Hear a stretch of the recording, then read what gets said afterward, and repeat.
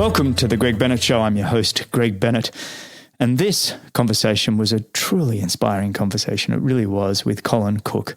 Colin and I met actually via Instagram on direct message, where he contacted me, and we ended up setting up a 30-minute conversation on what I'm calling Fireside Fridays, where I open it up to anybody to set up and have a meet and greet with me. And it's been wonderful getting to know all of you that have reached out, and we've had some really wonderful conversations. But Colin, when we spoke, just blew me away. And a couple of things blew me away, and this is why we had this wonderful conversation just now. But one was listening to everything that he has taken on in the triathlon world and the triathlon community. And it's these people like Colin is the reason our sport of triathlon is just so exceptional. He's a coach. He's owns his own recovery and health center. He's an athlete, an elite athlete himself. He's the president and founder of NorthEast Multisport. He started this year an elite triathlon team that's going incredibly well. On top of all of that, he's a podcast host for the show called Age Grouper for Life. That's his podcast. But he's also a father of four and works full time. And so he's just one of these people that loves the sport of triathlon so much. And the reason he loves the sport of triathlon so much is also because he used the sport of triathlon and endurance sport to step away from his drug addictions and his alcohol addictions that had taken much of his 20s. And it's just a very inspiring story to hear how the world of endurance sports can have such positive impact on somebody's life. So a really great conversation. I hope you enjoy it as much as I did. If you do, I'd love you to share it and get it out to the world. I'd love any reviews that you could give me on Apple. I really appreciate those when they come in. I do read them, and for the most part, they really light up my day. So I really appreciate when they come in. Or if you just want to connect on Instagram, I get back to everybody on Instagram. Or if you want to set up a 30-minute chat on a Fireside Friday, I'm open to that as well. But thank you for listening. Thank you for all the support. I hope you enjoy listening to Colin as much as I enjoyed the chat with him. And remember, success comes to those who endure just one moment longer.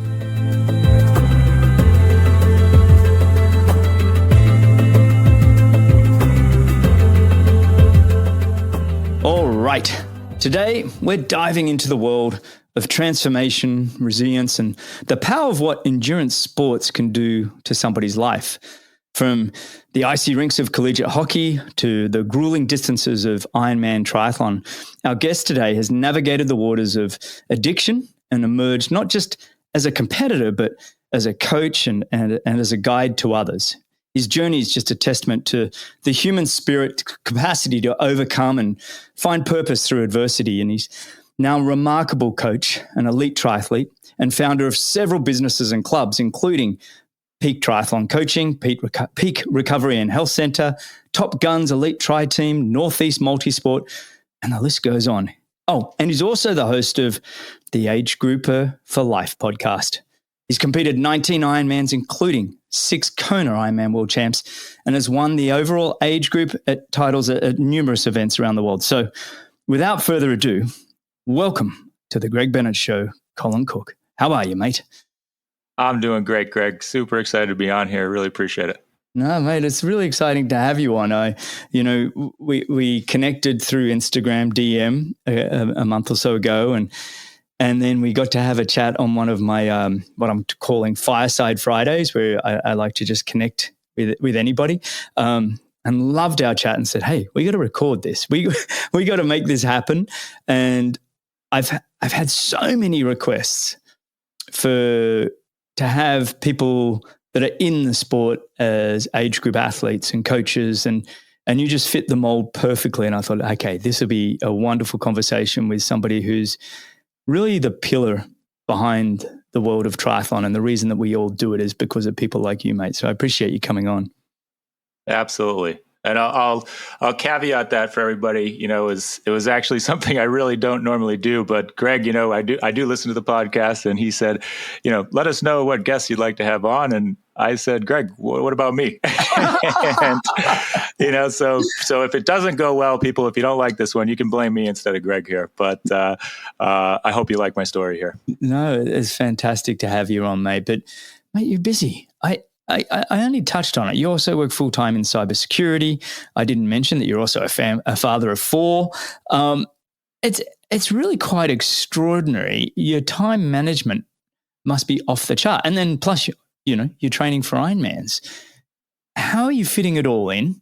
And actually, even on top of that, let's get even more specific. What have you done today already, being we're recording on a Wednesday? Sure. So, you know, I'll start by just saying planning, you know, is an absolute essential piece of my life. Yeah. So definitely need to do that. But let me pull up my calendar real quick of what I've done today here. So I woke up 3:15 a.m. Do not set an alarm. Very, very, very rarely will I set an alarm. But normally I just wake up naturally. Usually it's somewhere in, you know, the 3:30 to 4:30 range. But I run the endurance kind of multisport team over at one of the local health clubs. They have one of those indoor domes. So I actually ran a track session over there. So we did a nice hard session today with some 10K pace stuff. And that went really well and ended up getting, 12 plus miles in with that.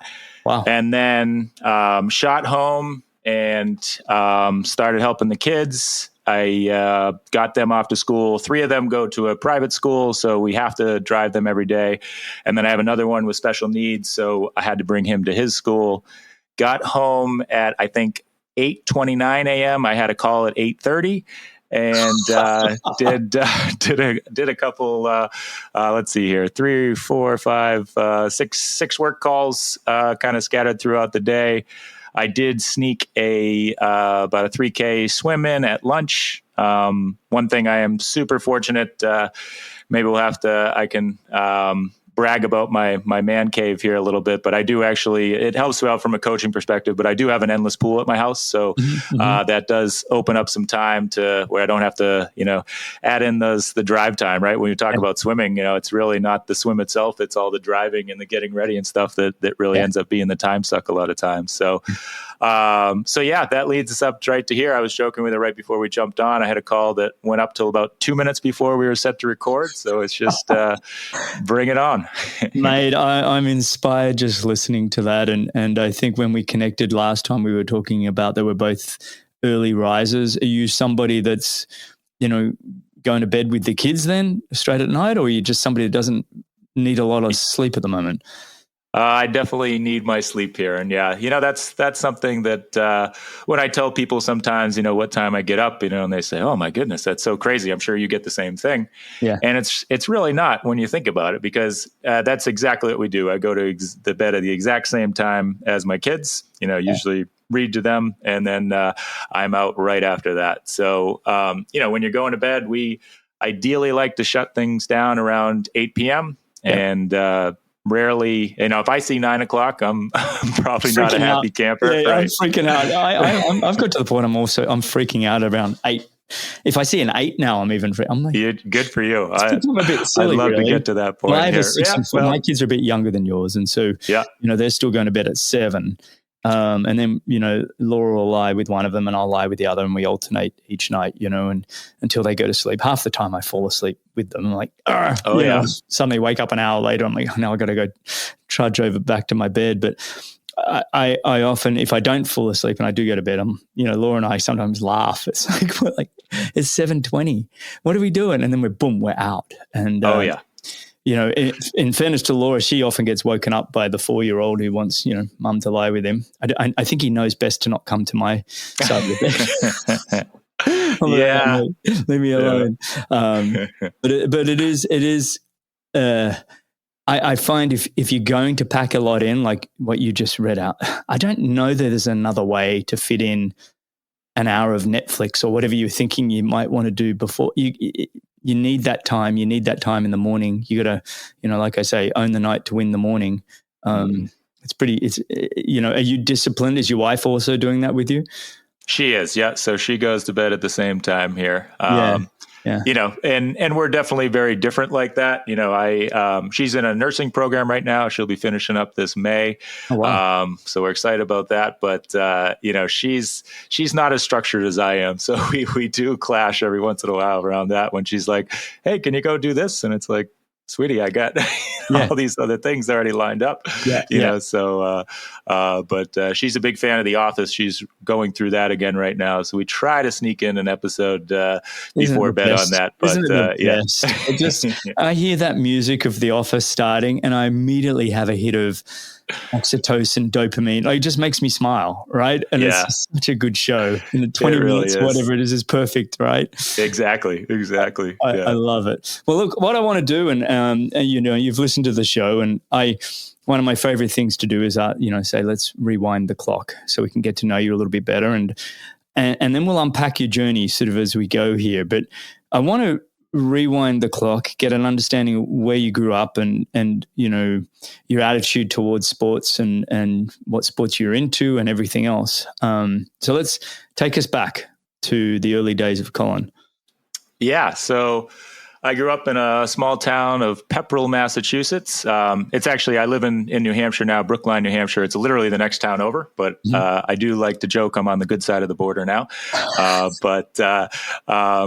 It's just a small town where, sports were definitely my passion from a very young age. I mean, I guess I started off with soccer, but I think by the time I was 6, I was doing learn to skate and starting to play hockey and just absolutely fell in love with it. And I think even, doing well in school was purely motivated by my aspirations to play in the NHL. And I knew that I needed to do well enough in school to go to a private school for high school. Then, that would lead to going to a good college and, didn't quite pan out after that year, but that was really a key focus point for me. And, sports have definitely been a huge aspect of my life for pretty much all the time I can remember.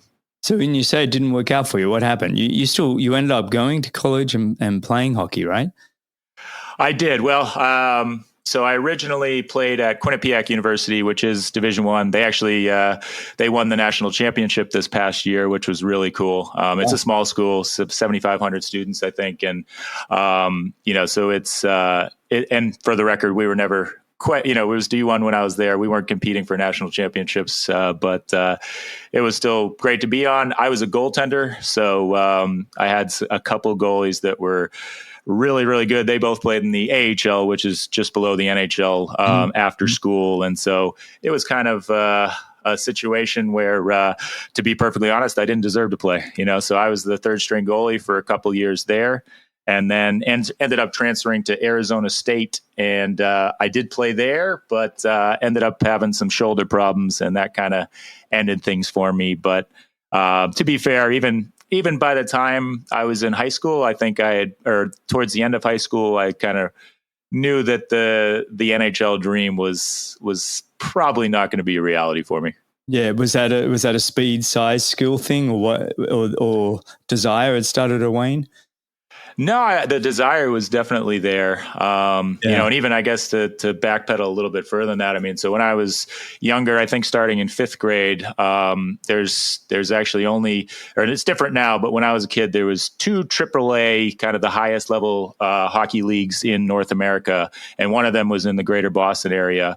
And so I played in that league, and like my first year playing in that, the team I was on was really good. Like we went 62-0 before we lost the game, and was always playing very competitively, and we were always heading to Canada and things for tournaments during the summer, and it was just I absolutely loved it. Even my parents would try to say, "Hey, want to take a break during the summer?" and I wanted nothing to do with that. And even looking at things, not to go on too far a tangent, I do believe in, especially when you're young, doing different sports, and I still did play other sports, but I would play hockey anytime, anywhere, as much as possible. I just absolutely loved it. Yeah, I love that. That's so cool.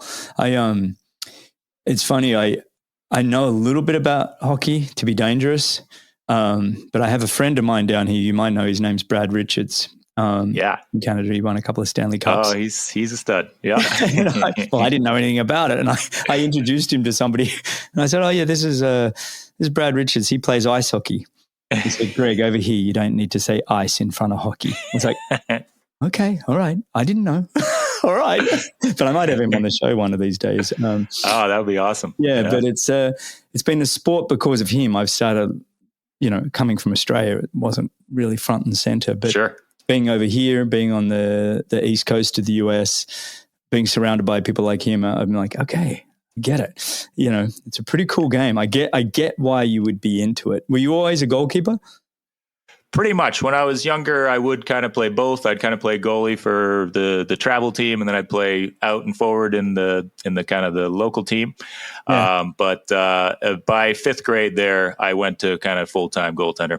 Yeah. And so you said, fifth grade, you went in, you're winning 62-0 and you had these amazing streaks. But when was it that you started to go, was it size was a factor? What was the decision that you kind of started to realize this dream may not be the one that I'm going to be able to follow through on? Well, I mean, just looking at what it takes to get there and, how difficult it is. Like even, for example, in eighth grade, I played in the Junior World Championships in Quebec City. It's a really prestigious tournament, and it was an honor to be a part of that. But, you look at the top or the NHL guys, a lot of them had played in that tournament, but most of them were playing like a year ahead or even 2 years ahead of when, they were in like sixth or seventh grade, for example. Right. Right. And, then you had in high school, there was most of the Americans that ended up playing in the NHL, not all of them, but they're playing like on the select teams. That's like the top roster for just for the U.S. lacrosse at a certain age. So they do the select 17s, 18s, those kind of things. And I wasn't even in the mix for those things. So, the hints were coming for sure. No, I get it. So, what's cool is that you end up making hockey in college. Had you had any form of triathlon, endurance sports in your youth, or was it all hockey? Because I want to kind of shift gear and fast forward a little bit. You're playing hockey at college, at a couple of colleges. But then a couple of big things start to happen. Tell me the sort of what happens in this next phase of your life. Yeah. So no endurance sports whatsoever up to that point here. But even actually, I would say my junior year of high school, I started drinking and overindulging for sure in that. But it was just alcohol that I would take on for those couple years of high school until I graduated.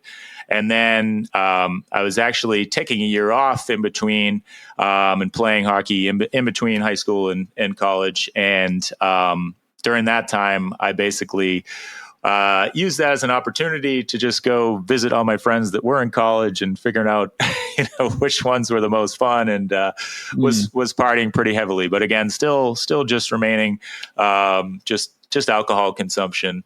But it was my freshman year of high school that I took down my first line of cocaine did I say first year of college? I took down my first line of cocaine, and that's a substance that's caused some challenges in my family. I do have just one older brother he started indulging before I did. My father did have some challenges with that as well. And to be honest, when I was, I think, an early teen, I had swore to myself I would never do that because of the challenges and things it had brought to my family. But sure enough, after, pretty intoxicated, some friends were doing it and decided to give it a try. And it was not the best decision I've ever made in my life, that's for sure. No, but then you're in this world. Did it start to become more and more comfortable? The guilt wear off. That it's like, okay, this is totally. Yeah.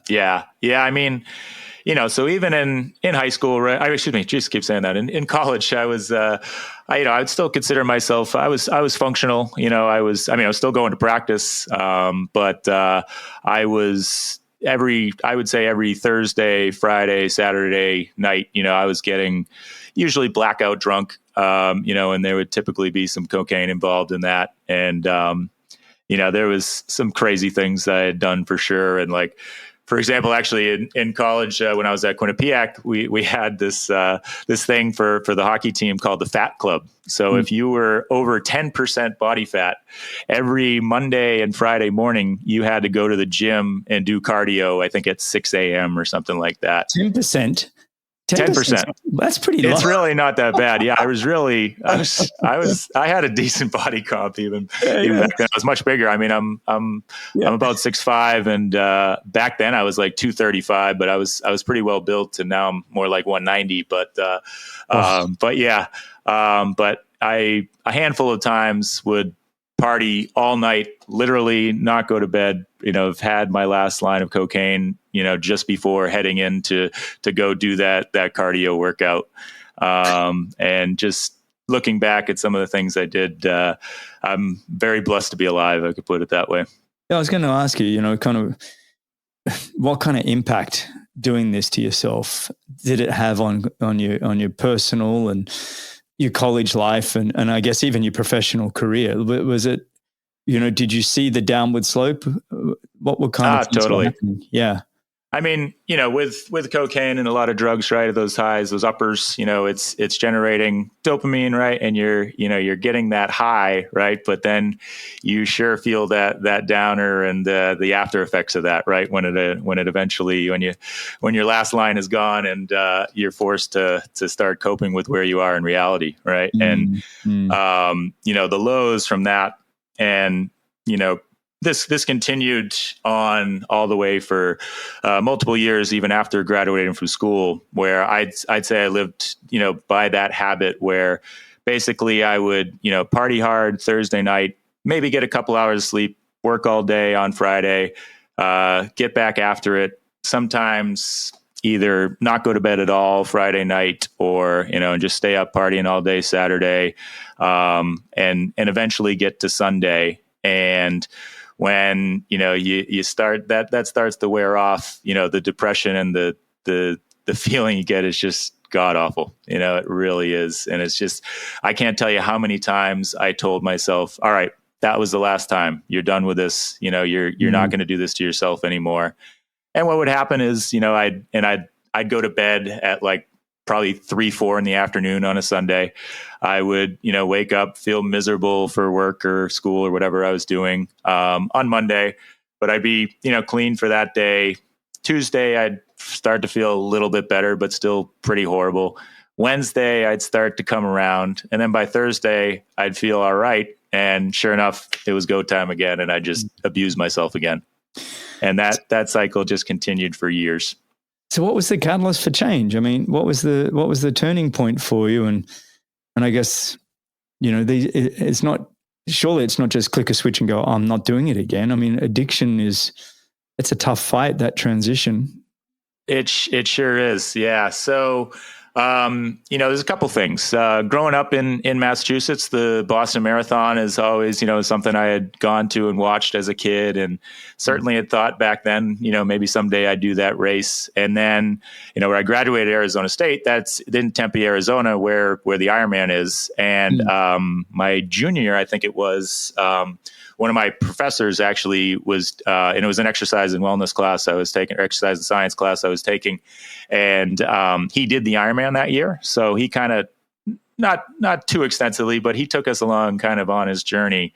And, even though I wasn't necessarily taking the best care of my body, I definitely thought about Ironman at that point and said, I'd love to do that someday. So I think those things kind of stuck with me. And to be honest, every time when as low as I would get, and I knew I was capable of so much more. And I knew that if I could turn myself around, that I could be something still. And, I would say I was quite depressed for many of those years and not living my best life, obviously. But I still did have faith that I would hopefully snap out of it and that I could do something with myself. And so what was that? Was there one moment? Was it Boston Marathon, you said? Was that the turning point for you? It was. So I like to say that my endurance career started at about 3 a.m. on a Saturday night, where I was, partying actually at my brother's house with some friends, doing cocaine. And I said, all right, this year I'm going to run the Boston Marathon. And, of course, everybody just laughed at me and said, sure, Colin, why don't you have another line here? And, I took that to heart. And I think that week I kind of looked up online and found kind of a training plan, started running, 3-4 times a week. And, and still was using, and I think I was definitely reducing the amount I wasn't going out, 3-4 times a week. It was down to once, maybe twice a week, and trending in the right direction but by no means was it a cold turkey change for me. And but, so, sorry, real quick. Yeah, The other thing that was absolutely huge for me is at that point, or just prior to that point, I met my wife. And my wife is not a drug user and has never been into that lifestyle. And, we had started dating for a bit, and she kind of started to get a glimpse of what I was doing. And she made it very clear. She said, listen, this is not the, the type of person I'm interested in. And, I really wanted to change. And I told her, oh, no, that's not me. And, it was, we had definitely some conflicts early on in our relationship, because I continued to use and was abusing myself. And, she wasn't going to have that. And if it wasn't for her and her, being there to let me know that I'm going to ruin this relationship. And I even, previously to that, I think I had a few relationships that were definitely broken because of it. But I knew I didn't want to mess this one up. So I think the combination of those two were really huge for me. Absolutely. It's amazing how when you can find the right purpose, everything else will fall in line. It's like this relationship and with your wife, it's kind of going, right, now I have a reason to focus on health and sleep and recovery and nutrition and removing, if I can, over time. Did you have to go through any sort of form of rehab, or was it just you managed it all yourself? I did it all myself. So I actually still to this day have never been to an AA or an NA meeting or anything like that. I've totally done it myself. And that was using the sport? The sport sounds like it came in and I wouldn't say swap one addiction to another, but it's. I would say that I do think that the triathlon is just to say a healthier addiction, but it is something that's ultimately filling that void that I had from my drug and alcohol use. Yeah, and did you qualify for Boston then? And you were able to race it that year? You decided. So here's a good story for you. So this is 2009. So back when you could still run the marathon as a bandit, and I was planning to run the marathon as a bandit that year. Explain to people what a bandit is in case. Sorry, a bandit is when you don't have a bib, so you're not registered for the race. You just kind of hop in and then you run it on your own. You don't have any official results or anything like that. Yeah. So that was my intentions. And about 2 weeks before the race, I had a friend of a friend who did have a bib, who was a woman. She actually hurt her ankle, I believe it was. So she offered to let me buy her bib off of her. So I said, all right, I'll do that. So I ended up wearing her bib. My goal was to go under 4 hours, which I ended up doing 3:54, I believe it was. So nothing earth shattering, but it ended up being by bib the fastest time that a woman from North Reading, Massachusetts had ever done. So not only are you talking to me, you're talking to the fastest woman from North Reading as of 2009 here. You got to be careful what I say these days. I know, right? That's true. I want to make a Hollywood cracks, but now I'm like, I can't say anything. Oh, mate, that's a great story. I love it. And then from that point, when you'd mentioned that your professor had done the Texas Ironman, but was that, okay, I've just done a marathon, what's next? Or, exactly. Yeah. So even actually before I did the marathon, I believe I signed up for it was a non-branded Ironman, but a half Ironman race that September of 2009. So it was called Firm Man in Rhode Island. And so it was on to the next year. And, really once I started adding swimming and biking into my training, I just absolutely fell in love with the sport. And I mean, and one thing I would like to talk about too is I think, I was using and abusing prior to, still playing sport, but I think it got a bit worse for me after I graduated from school. And, when you're somebody that has had sport or something in your life for basically your entire life, and all of a sudden it just totally just gets ripped out from underneath you, and the structure that you've had in your life is gone. It just adds just a whole nother level of just being lost and just not knowing what to do with yourself, So like I'd go to the gym and, try and increase my bench press or something like that. But it just didn't give me the fulfillment. And, I just wasn't really, I guess I was benefiting, from it, but I wasn't really getting much out of it. And, I've talked about this. I think one of the big problems with US college sports is it's kind of like the last hurrah, full stop. And then everybody goes and sits behind a desk and lives vicariously through their kids or whatever it is. And it's like, no, sport, if we're doing it right, sport in the school years should be planting the seed for you to enjoy sport for the rest of your life. It feels like we squeeze everything we can out of athletes in those college years, especially if they're on scholarships or whatever. And then it's kind of like, boom, you're done. And it's such a minimal percent that go on to be professionals. And that's the beauty of our sport of triathlon, that it has such a wonderful age group, amateur, whatever you want to call it, group of camaraderie and people that just are enjoying keeping fit together. And there's very few sports that have it as good as triathlon. I really think we're blessed with the sport we have.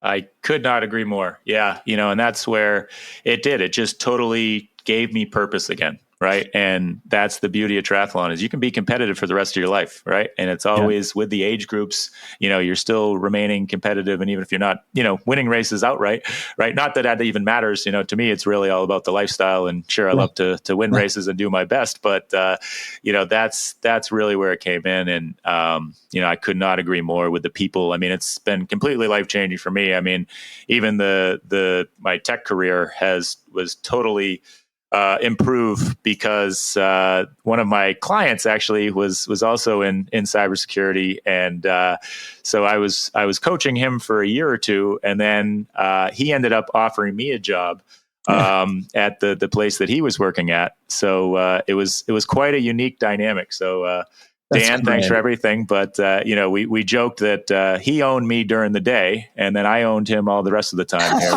with what the training was.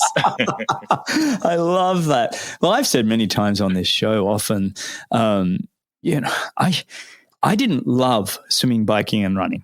I wouldn't say I hated it, but I don't love swimming, biking, and running. But I love the sport of triathlon and the people and peering over the edge and kind of wanting to go beyond where you've ever been before, right? That sense of purpose to test yourself, to strive for something. But it's the people and the camaraderie, and everybody listening to this show right now, it's kind of, you're the ones that have made it. And that's why I wanted you on this show. It's, when I grew up in Sydney, in Balmoral Triathlon Club, and it was just the coolest group of people you could ever imagine. And it was where I, especially as a insecure teenager, felt most at home. And what was cool, Craig Alexander went through Balmoral Triathlon Club for a while. Simon Whitfield, who won the Olympic gold in 2000, we were all at Balmoral Triathlon Club together, and then we all went on to have our own professional careers. But I think a lot of it was because of, I don't know if nurturing is the right word, but the comfort that we had and the camaraderie we had and the amazing people. And it didn't matter how old you were or what you were doing as a career. I never knew what anybody did for their careers, to be honest. I was like, I don't know what you all do. It didn't matter. We were all there as equals, just loving the sport of triathlon. I think that's really cool, isn't it? It sure is. I mean, and, so I've been leading NorthEast Multisport, it's called, is the local triathlon club here in Southern New Hampshire, kind of some in Northern Mass. And even my mom actually was highlighting, I guess it was a couple months ago now, but there was an event that we put on that I didn't even go to. And, there was like 30 or 40 people, in this picture, just, extremely happy. And, to me, it was so rewarding to think about, that the club that I had, helped to create here and like what it's doing for people. Right. And it's just so gratifying to see people bonding and, especially when they're doing things active and doing their best to be what they can be. It's just fantastic. And yeah, the group around me is really what continues to inspire me to continue. And I just love being around these great people. That's so well said, mate. It's so true. Before we move on, I'd love if you could give one piece of advice for somebody that might be struggling or a family member might be struggling with addiction. Do you have any advice that you could give that you kind of took from your experience and transitioning away from it? I would say probably to find some passion and find some purpose in life. Right. And usually it is people with addiction. There's something under the covers that they're not fulfilled right in their life, and they're trying to fill that void. So I think if you can find some kind of passion, whether it be new or just going back to something that you used to do before that was healthier, hopefully, those kind of things can really lead to success and getting back on track. I mean, I think the other problem is nobody can make the change but you, right? And if you don't want to make that change, it's the success rate is beyond minimal, right? It's got to come from the person, and they have to find what it is that gives them the drive to change. Yeah. Have you and tell me if I'm prying too much and we can edit this out, but has your brother been able to transition out of it a little bit? Oh, he sure has. Yeah. But actually, I was going to save this. Being a regular listener, I know the questions at the end, and I wasn't intending to have a piece about my brother in there. But an interesting story on my brother. So he actually I never done heroin, but my brother ended up becoming a heroin addict, and he battled that for many years, and he's been clean for probably similar, if not longer than I have. I'm coming up on 8 years now. And, but he actually has chronic Lyme disease. And, I don't say this lightly when I say that chronic Lyme disease has actually probably been more detrimental to his health than heroin. Wow. And so I really feel for him as somebody that did, has made the steps to change his life and do what it is to be better, and get to the other side of that. But he's been suffering for a very long time. And I don't know how familiar you are with Lyme disease, but he hasn't had a job. Fourth time in 2 days. Really? Okay. It seems... Yeah, and everybody up from the Northeast, mate. Yep. What's going on? Well, it comes from Lyme is supposedly was developed in Lyme, Connecticut. So it makes sense that it was Northeasterners that you were hearing that from. It's definitely a serious problem here that really the medical field doesn't want to. Deerborn tick, isn't it? Is that how it spreads? Correct. Yep, it's through a tick. Yep, exactly. Yeah. Oh my goodness. So yeah, it's a sad thing, and he has his ups and downs, but he'll literally just go through some bad periods where he can't get out of bed for days, so trying to hold a job or anything like that is next to impossible. Oh, I feel for him. Yeah. Mate. Well, listen, I appreciate the advice, firstly, for people that are dealing with addictions, and it's far more common these days than I think ever before, to be honest. Maybe we're just talking about it more, but it's definitely there. I think we can all nod our heads that we know someone close to us that's struggling. So, having you as a source of inspiration, and the more you can tell your story, I think is only a great inspiration for those that are trying to find their way out. So, feel free to share my information. Anybody who wants to talk or needs a voice or an ear, I guess, to listen to you, I'd be more than happy to do that. And I think that a huge part of, that first step or initial steps is, admitting, right, that there is a problem and getting it out there. And that can be extremely liberating. And, the more you own your story from that regard, I think the better off you're going to be.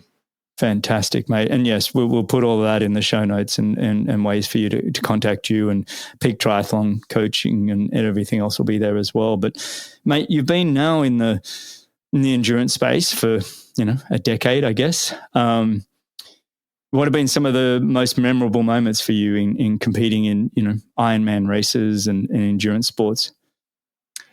There's a lot of them, but, certainly, crossing my first Ironman, it was Ironman Arizona. So back, where I graduated from school, that was in 2010.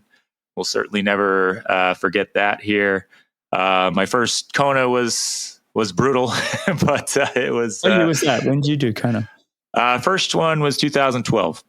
Oh, that's when I did it in 12 as well. Oh, yeah? Cool. Yeah. Cool. My first and last. I can understand that. I was a 40-year-old virgin.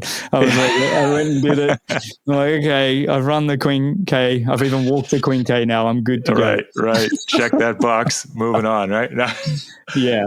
Oh, great. So that was your first Kona, 2012, you said? Yeah. It was, correct. Yeah. Oh, well done. But I would say probably some of the other highlights have definitely been Ironman Florida in 2020 is definitely a special race for me for a couple of reasons. That was the year of COVID. And, ultimately, I think it was one of, if not the only Ironman that happened that year. And I actually wasn't even planning. I usually kind of go back and forth with 1 year off of full Ironmans, one of focusing more on half Ironmans. And I just had a feeling that race was going to happen.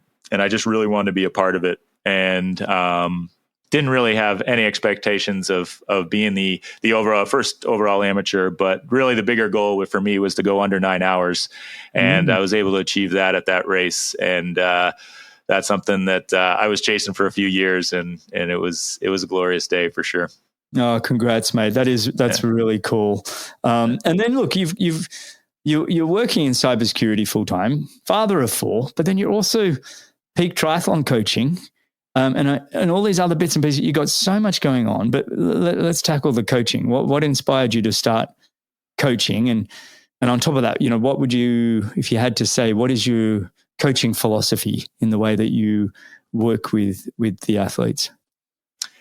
Yeah, so I actually started Peak Triathlon Coaching, I think my second year of triathlon. Like even in my first year, I was already thinking about, coaching and things like that. And I guess part of that is I was, as a goalie in ice hockey, I would work at goalie schools, and goalie is a very technical position. So there's a lot of kind of hands-on work and things. So I had always kind of been coaching and doing some things. Actually, even after I graduated from college, I did coach collegiate hockey for a couple years at a D3 school in Massachusetts. So coaching has always been something I really enjoy, and I've my whole life really enjoyed helping others and so forth. So I think that's what inspired it most. But my philosophy, I would say, is that, the biggest things, I guess myself as an example is, and especially for age groupers, and where I think it differs quite a bit from professionals. And, I certainly use professionals as inspiration always, and love to see what their training is. But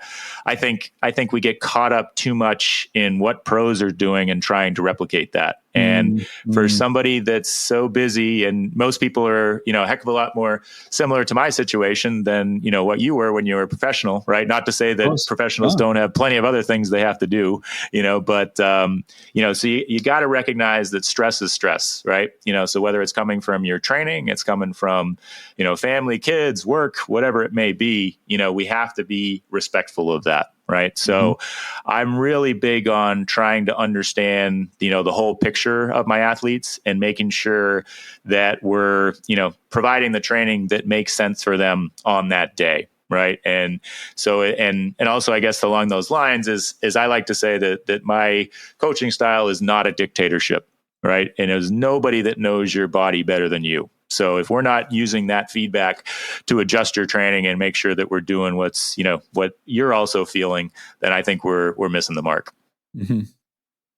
I think that's awesome. I think, how many clients are you working now, or clients? How many athletes are you working with at the moment? I cap it at 20. I think I got 2 spots open right now, but I try to keep it at 20 or less. Are you in person the whole time, or is it remote? No, it's mostly, so like, for example, I did have that run, in-person session this morning. That's kind of NorthEast Multisport and kind of people in the area, not necessarily all people just that I coach. But most of it is online. I do have people kind of scattered throughout the country. Most of them are around my area, but I would say even for the people that live right near me, it's still mostly remote coaching, and it's providing their training and then giving me feedback on that training. That's awesome, mate. And look, cybersecurity. Are you working from home? I am. Yep. Yeah. Okay. So you're sort which of is molding huge. all this together. Yeah. Okay. So you've taken out commute, which is it takes out commute. And I'm also extremely fortunate to work for a company that, so I'm actually a technical account manager. And basically my main goal is to make sure that my customers have what they need from a technical perspective, and that ultimately they renew every year. Right. So, right. I have regular meetings, had plenty of meetings today and things like that, but I don't have to be in front of my desk, from 9 to 5 every day. Right. If I want to answer emails and get in front of the day, at 4 a.m. instead, and then do a lunch swim, and do things like that. I do have the flexibility to do that. There's a little freedom there, but still, mate, who's running your Peak Recovery and Health Center? Because you've also got that business going. I do. Yeah. Where's that located? So that's in Manchester, New Hampshire, which now is about 35 minutes from me, where I am in Brookline. But I do have a general manager that leads the charge there. And what is it? What do you got going on there? So we have a handful of different kind of cutting edge modalities when it comes to alternative types of therapies. And for those people that aren't interested in just masking a problem with a pill or something like that, and they actually want to try to fix themselves. So we do things like cryotherapy. So we've got a few different variations of cryotherapy. We have it's called photobiomodulation technically, but it's really light therapy is often what it's referred to as.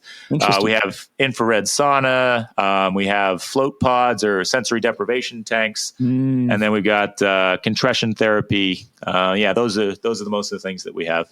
Yeah, I think when we were talking last I was telling you about the float tanks when we used to do it way back. I think 2001. It was like this float tank thing happened in Noosa, Australia, a random little store. And we, sign up and go put myself in this tiny little float tank. And I felt like the roof was, 2 inches away from my nose, and I'm floating in this water. And the problem is I'd always fall asleep and then twitch and then go flying everywhere with water. But you were telling me last time the tanks have improved. They've definitely evolved, or at least the ones we have here. I think there is some old school ones that are still super tight, but no, the ones we have actually have like a 7-foot ceiling, so there's plenty of room, and takes the claustrophobia concern out of the mix for sure. But I love that you've got your own recovery center. You can be an athlete and go over, and you've got all this stuff ready for yourself. Do you use it? Are you able to go over there and use it, or you got to sign in? So I do work from there, typically Tuesdays and Fridays, so a couple times a week. And you bet your butt I'm in there doing some things each time that I get over there, if at all possible. That's so cool. I love that, mate. Now tell me also about your podcast. When did you start it? And it's called Age Grouper for Life. Correct. Yeah, tell me about your show. That's actually a good question. I'm not sure when I started. To be honest, we kind of started. So it's a good friend of mine, Elliot Kawaoka, who's a fellow age group triathlete, and he actually is one of my assistant coaches at Peak as well. And then actually, as of recently, his wife, Becca Kawaoka, who is going to be racing pro this year, but was a very good amateur for the last few years. It's just the three of us, and it's all about age group triathlon, right? So kind of hitting on some of the things I was talking about where, there's plenty of podcasts out there that, will talk about the professionals and what they're doing for their training, but we focus purely on the age groupers, right? And trying to give people that are just living the dream day to day, right? Of trying to be the best they can be when they've got a bunch of other things going on, and just trying to give them ideas, and, interviewing people most of the time, but also just covering certain topics and how we can hopefully help people to be their best, in the triathlon lifestyle, as I say.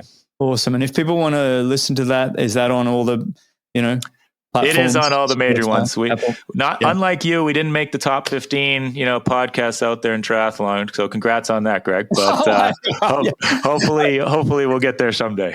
I think whoever it was at Triathlete magazine, they've kind of got their favorites and they just wrote that up, right? So I think for me, it's like that whole.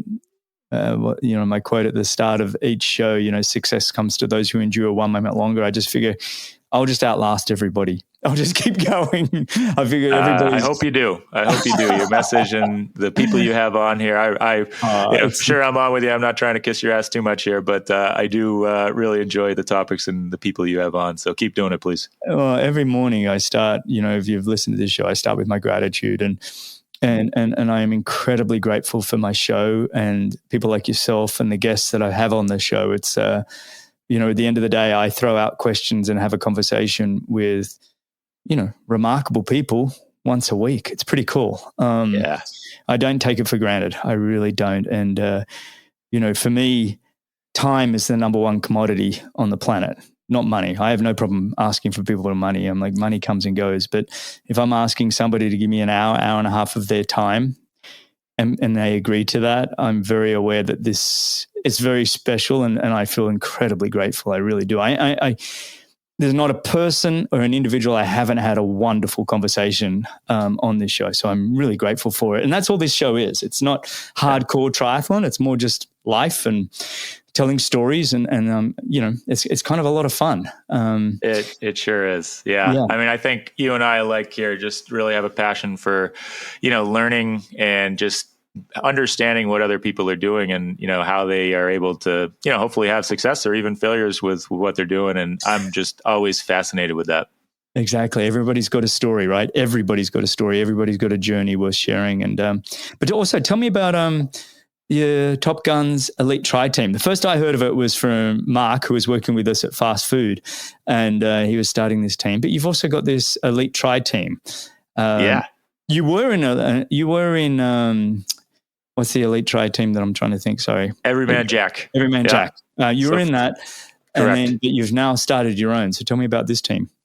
Yeah, so that's new for 2024 here. We're still, we got the team selected and we'll be doing a training camp here in Claremont, Florida in March. And I'm kind of considering that the real kickoff of the team here because we don't have any of our gear yet and stuff like that. But I mean, it's basically, we actually do have some professionals on the team, not let's say top ranked necessarily professionals, but it's mostly made up of age groupers. And the purpose of the team really is, sure, we want to race fast. We want to, have good results and do our best on the race course, but it's hopefully, to show of people that are having balance in their life and they're being successful on the race course, but also, with their families and professionally and highlighting that and actually, and not even necessarily highlighting all just the highs. It's also highlighting some of the lows. Right. Mm-hmm. And, I think, I'm not one that's always been huge on social media and, I think it can be fantastic, but, most of the time people are only sharing, the positives and the good things in their life. Right. And everybody's got challenges in their life too. Right. And, the more that we can share that and, it's so easy to look at somebody's life and say, oh, that guy's got the perfect life. Wow. Look at him on social media, right. And that's very, very rarely the case. And, so I think that, our aspirations kind of like with the podcast, right, is just to really, to highlight some amazing people that are hopefully going to be motivating and inspire others to live that triathlon lifestyle. Love it, mate. I love that you're looking at the whole person, not just a performance on a race course. I think that's really cool. And there's almost a therapy involved here, it's like, what was I listening to recently? And it was talking about if you get a group of men together and you make them sit down and tell them to share their feelings and everything, none of them will say a word if they're all just sitting in a room. But you put them in a garage with a lawnmower in front of them and just say, look, the lawnmower is broken, fix it. They'll all start opening up to each other. And I almost feel what you're talking about is, look, we're using triathlon as the lawnmower. We're going out there and we're doing something and we're trying to improve ourselves. But through doing the sport, we're all connecting at a deeper level than if we'd all been just sitting in a room and say, hey, get along with each other. Hey, exactly. Yeah. I mean, especially I think in triathlon too, it is, especially for age groupers, there's definitely teams in the bigger cities, the communities are getting together and doing group events and activities, but a lot of it is solo. Right. And so, I think even as being part of Everyman Jack, there really wasn't a ton of training. We do a training camp together every year, but there's not a ton of training and really time together. Really, it's all solo, and but at the same time, even just the results that those guys are putting up is super motivating, right? And you want to be one of those guys that's hopefully putting up good results, and it's inspiring. So hopefully we're going to take that to the next level with Top Gunz. Love it, mate. All the best with it. I'm still totally in awe of the amount you have going on. What's next for you? You got so many things lined up for 2024. Yeah, I mean, I think it's trying to keep my head above water, to be perfectly honest with you. And it's kind of, I'm hoping not to add anything else to my life at this point. And to be honest, I would hope probably in hopefully not too much time that I can actually tone some of that stuff back. I mean, I do get asked on a regular basis going to my busyness, how is it that I just don't understand how you do all that you do. And what it really does come down to is I'm very passionate. I love all the things that I'm doing. Right. So it's not a chore to be doing all these things. And, so that really makes it a heck of a lot easier. But at the same time, I'm 42 years old now, and I would love to tone things back eventually and work on, some different or potentially not having as many jobs would be nice at some point here. Yeah. Well, you're still in a push phase. You're still going for it. But that's cool, mate. And look, I think just getting your story out to the world through, my podcast, maybe others, I think is really inspiring. I want to finish up with the final four. So you up for that? I love it. All right, here we go. 1, what would you tell your 18-year-old self? I'd have to say I'd try to get that guy not to ever do his first line of cocaine. I'm definitely one that really focuses on the present. And, I can't say I have any regrets on what I've done. And, it is what it is in the past. And all we can do is focus on today and kind of try to set ourselves up for success tomorrow. But it would be interesting to see what my life would have been like if I hadn't wasted so many years, with drugs and alcohol. Although you could say it led you to finding your wife, and then totally. No, I don't. I'm not recommending it, but it is. It's funny. It's part of the journey, right? Yeah, part of the journey. All right, 3 people you'd want to have dinner with. Ideally, not family, but if you want to, you can. Living or dead. Yeah. So I got to start with Tom Brady. As a New Englander here. All the amazing things and just the way, his lifestyle and what he did to continue to perform, and as he got older, is very motivating and inspiring. And I'd love to have dinner with him for sure. Very cool. I think we could make that one happen. Surely.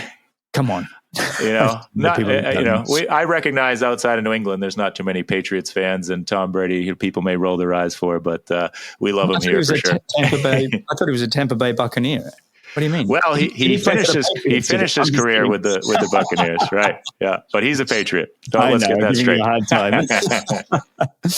All right, who else? I love that one, by the way. Yeah. The next one, I guess, would be Kobe Bryant. Wow. So I will say, actually, even when he was a player, I really wasn't overly inspired. I mean, obviously was an amazing talent, but I think it's even since he's passed, I've learned a lot more about him and his work ethic and his mindset. And it's incredible, and the things that he did, he sure worked for it. And I'd love to spend some time with him. Very sporty dinner so far, mate. I love it. It is, but I'll shift gears in the last one, and it's a little bit of a spin, but I would say Jesus Christ is somebody that I would love to meet. Yeah. You know, I mean, I'm actually not overly religious. My wife's family is quite religious, but somebody that has had that much impact in the world, I'd love to spend some time with that person. I've got so many questions for him. That's such a good one. Actually, I've had him in my three. My three changes all the time, you know. Yeah, okay. I'm always like, well, where did he go for 20 years? You know, and stuff like that. Like the Bible misses a bit here. Indeed. Curious, you know, there's that one. I think you'd need more than just a dinner if you manage to get that's true. That's true. I love it though, mate. That's really cool. All right, next one. Where do you see yourself? You kind of answered this a little bit already, but where do you see yourself in the next 5 years? Yeah, so I would say I'm definitely working towards trying to get some more passive income streams working. And so I would love to focus on those a little bit more. But I definitely want to continue to hopefully be doing Ironmans, triathlons, and pushing my limits physically. It's definitely something I don't see changing anytime soon. But I do, within the next 5 years, really want to purchase a lake house and do some more traveling with the family. You know, my wife is, I did mention she's in a nursing program, and she's going to start bringing in some income soon. But you know, she's been a stay at home for 10 plus years, so you know, it'll be great to hopefully expand what we have in our portfolio, if you will, and a lake house would be something I'd really love to have. So a big shout out to all the stay-at-home mums, by the way. Oh, big time. I don't think we celebrate them enough, honestly. Watching Laura go from being a professional athlete to stay-at-home mum, and so I say it regularly. You know, I love my kids, but I would not trade jobs with my wife. You know, it's just it's tough. It's tough, mate. And they make you bipolar, I've decided. In one minute, I just absolutely love them, squeeze them to death. Next moment, you feel like you want to drop kick them. Like, oh my gosh, that's not me. Been there too many times. Exactly. Absolutely. Oh, mate. All right. And this last question is not to sound morbid. It's to get an idea of your life. But how would you use the remaining days if you only had 6 months to live? Yeah, so I did think about this one, you know, knowing this was probably coming here, and I'll give you a little spin. You know, I mentioned my brother.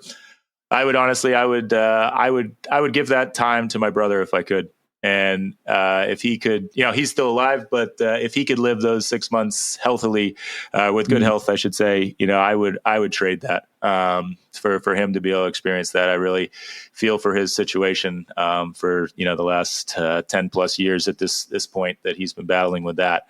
Oh, mate. This gave me goosebumps. My hairs are standing on end. That's beautiful. It really is. Yeah, I mean, it's tough, you know, but definitely would be something I'd be willing to do. That's really cool. Mate, should we finish with just a few rapid fire questions?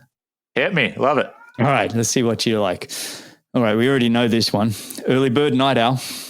Definitely an early bird. Yeah. Most challenging race you've ever done?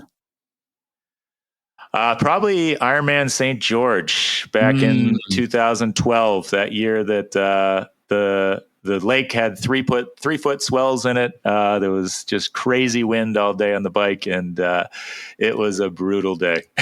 Did you get through it? I did. Not exactly the time I was shooting for, but I did get it through. Get done. I think even the winning pro did 9 hours something, wasn't it? Like, oh yeah, no, it was like, I want to say it was at least 30, 40 minutes slower than average. The average times even for the pros. It was a wild day. All right, favorite post-race meal? I'd have to say I'm an ice cream guy. I'm a sucker for ice cream, so I'm gonna grab an ice cream after the race, most likely. And Ben and Jerry country up there. This is true. Oh no, they're Vermont, right? Yeah, they're Vermont. They're in Vermont, but they're New Englanders. We can count that. Count them in. Okay. One book you'd recommend? If I had to pick one, I would probably say "Can't Hurt Me" by David Goggins. Yeah. You know, he likes to say he's not motivational, but I find him extremely motivating. And I'd say you have to take him with a grain of salt.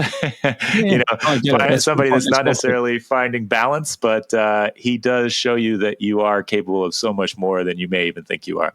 Well, he's very much your story in the sense that he's turned his life around and he did it through endurance sports. I can understand why that would be a book that you would resonate with. I listened to it, when I don't read books, I listen to them on Audible. And likewise.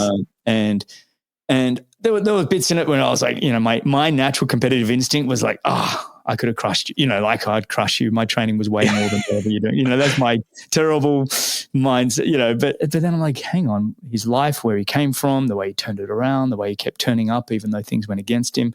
There was a lot of great takeaways in that one. And I agree. I've actually I almost finished Andre Agassi's book, which has been okay.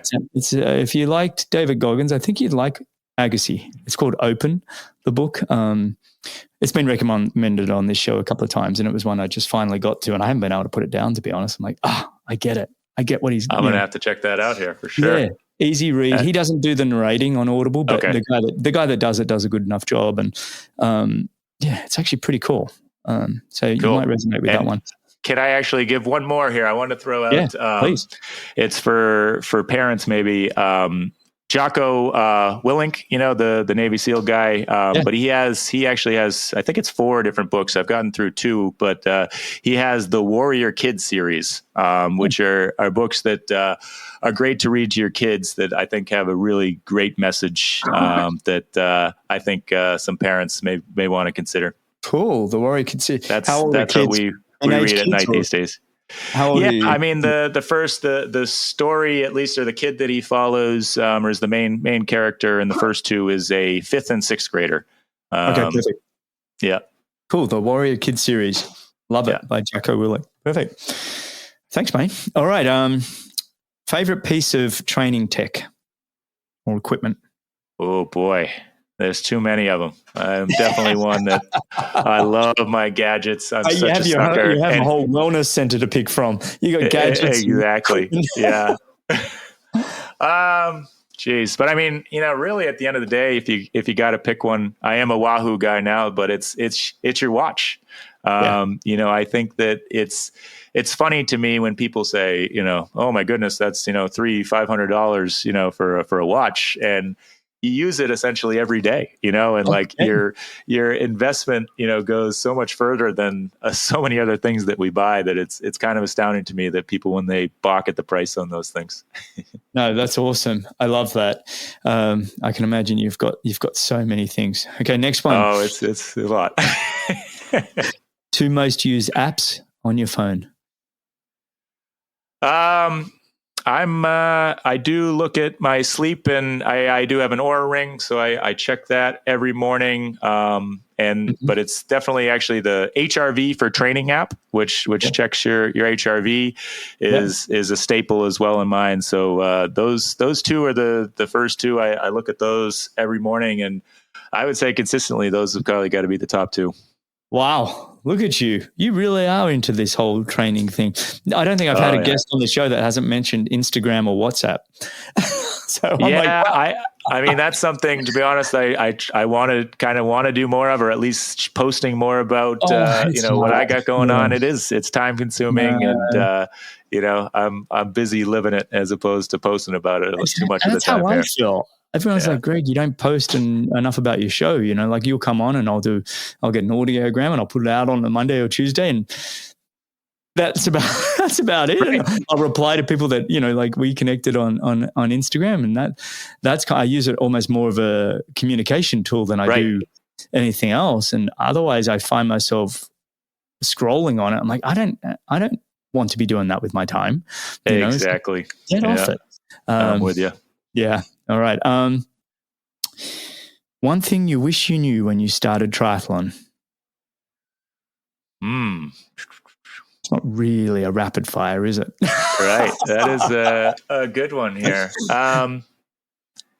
I mean, I guess the biggest advice I live by, kind of already said that, but just, stay in the moment and do what's best for you where you're at right now. Right. There's always going to be highs and lows in races and in training, certainly. And, is you got to be able to work through those challenges. And the more you're able to flip the switch and stay in a positive mindset or make the best of the situation, the better off you're going to be.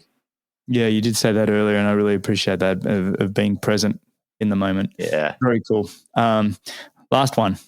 Greatest movie of all time. I have to go with Miracle. I'm a big hockey guy, and that came out actually when I was in college, and it's probably the movie I've seen the most of. I've seen that many times. But cool? Yeah, I'll give a close second to Dumb and Dumber is also a favorite movie of mine. You need the drama, you need the comedy. You can have two. That's fair. I used a quote from that this morning. Actually, we were on the track. I was coming up, so I do the workouts too when we're on the track, and I was coming up on a gal, and she kind of saw me last minute and moved out of the way, and I said, "Move it or lose it, sister." And everybody knew exactly what I was talking about. That's just a timeless classic. All the time. What do they say? Aspen, California. We're always quoting that movie. Definitely. I know. It's funny how these sporting movies, for me, it's Chariots of Fire, right? Running was my thing. And when, Chariots of Fire came out, and I think, I was 10, 11, 12, and it was right at that cusp.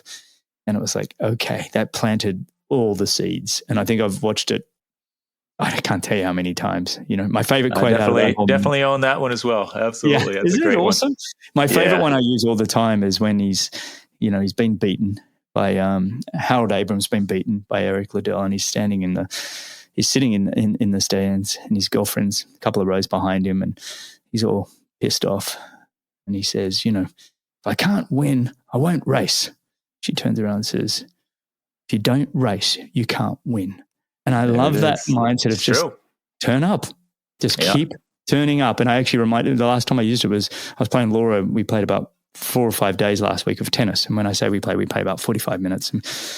And I was beating her quite well for a few days there, which is unusual. I only mention it because it doesn't happen often. And she didn't want to play. And I said, no, we're going to play every day until you get your game back and you start smashing me. And I said, you know what? If you don't play, you can't win. And boom, it was that day she turned it around. And all of a sudden she flipped it on you. Nice. Yes, you just got to keep turning up. I love it. Well, mate, this has been really fun getting to know you, your openness and your insights, and your inspiration, truly, and transitioning and turning your life around from a direction that it was headed, to being somebody now that's guiding others in the sport and being a great leader in your community and a great father to your family and husband. Mate, you're crushing it. It looks like you're crushing it from the conversation we've had. Doesn't mean you're perfect. I'm not saying you're perfect, but I think sure the heck not perfect, but that's for darn sure. But no, I appreciate the kind words very much. Yeah, it's really a pleasure to get to know you more and to be able to share your stories. So thanks for coming on, buddy. I really appreciate it, Greg. Real pleasure. All right. For everybody listening, you can find all the show notes, timestamps, and everything else at bennettendurance.com/media. All right. Stay on the line, buddy. Cheers.